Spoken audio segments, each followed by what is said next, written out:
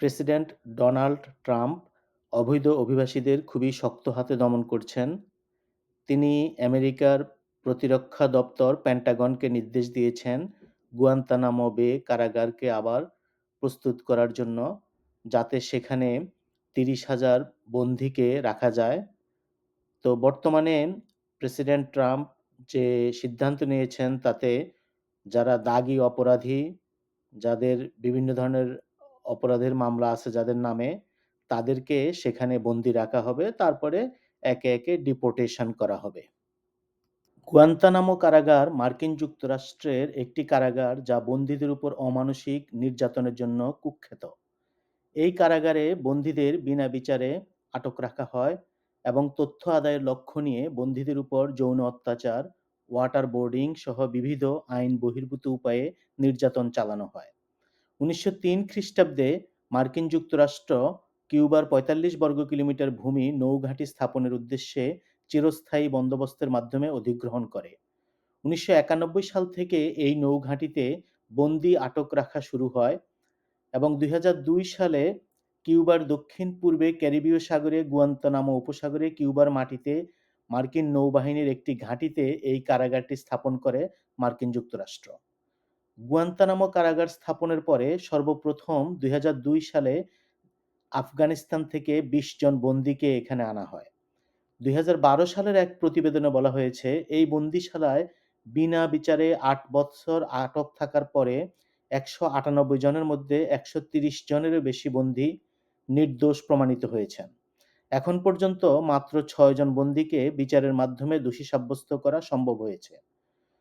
বর্তমানে কয়েদিদের সবাই বিনা বিচারে সেখানে অবস্থান করছেন।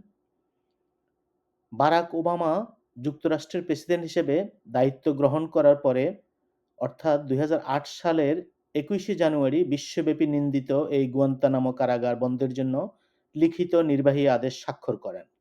তবে তার এই আদেশ নানা কারণে, বিশেষ করে কংগ্রেসের বিরোধিতার মুখে বাস্তবায়িত হয়নি। বারাক ওবামা তার ভাষণে বলেছিলেন, "আমি দ্ব্যর্থহীন ভাষায় বলতে পারি যে মার্কিন যুক্তরাষ্ট্র কাউকে নির্যাতন করবে না। দ্বিতীয়ত, গুয়ান্তানামো কারাগার আমরা বন্ধ করব এবং এখন যারা সেখানে আটক আছে তাদের বিষয়ে কি করণীয় অচিরেই সে বিষয়ে সিদ্ধান্ত গ্রহণ করব।" কিন্তু সেটা আসলে কার্যত কিছুই হয়নি। ডোনাল্ড ট্রাম্প ২০১৬ সালে এই কারাগারকে অপরাধীদের দিয়ে পূর্ণ করার ইচ্ছা প্রকাশ করেন এবং ২০২০ সালে বাইডেন প্রশাসন গুয়ান্তানামো কারাগার বন্ধ করার কথা বলেন। কিন্তু 9/11 আক্রমণের ২০ বছর পরেও কারাগারটি খোলা আছে। বর্তমান আফগান সরকারের ৪ জন মন্ত্রী সেখানে বন্দী ছিলেন। তারা গুয়ান্তানামো বের কারাগারের সাবেক কয়েদি। তো ট্রাম্পের বর্তমান নির্দেশ বিশ্বজুড়ে আবারও সমালোচনার ঝড় তুলেছে।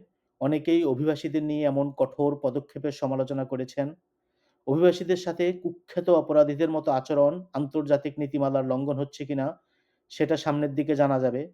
অভিবাসী নিয়ন্ত্রণে ট্রাম্প কতটুকু কি করতে পারবেন সেটাও দেখা যাবে।